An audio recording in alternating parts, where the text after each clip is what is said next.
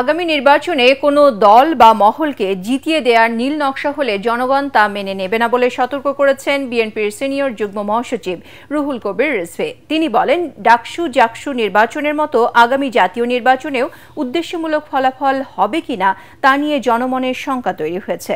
রাজধানী মিরপুরে এক অনুষ্ঠানে তিনি এসব কথা বলেন। এতে বিএনপির স্থায়ী কমিটির সদস্য সেলিমা রহমান বিভিন্ন কৌশলে বিএনপিকে হেয় করার ষড়যন্ত্র চলছে, নেতাকর্মীদের সতর্ক থেকে এসব চক্রান্ত প্রতিহত করতে হবে।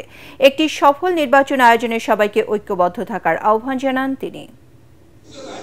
কোনো একটি রাজনৈতিক সংগঠন বা কারো উদ্দেশ্য সাধনের জন্য বিশ্ববিদ্যালয় কর্তৃপক্ষ একগুঁয়েভাবে এই ডাকসু নির্বাচন জাকসু নির্বাচন করেছে।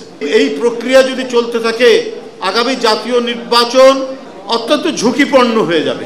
উদ্দেশ্য প্রণোদিতভাবে কোনো ফলাফল করা হবে কিনা এই নিয়ে জনমনে প্রশ্ন দেখা দিয়েছে। শেখ হাসিনার পথ অনুসরণ করে কাউকে জিতিয়ে দেওয়ার যদি কোনো নীল নকশা থাকে, তাহলে এই জাতির জন্য দুর্ভাগ্যজনক।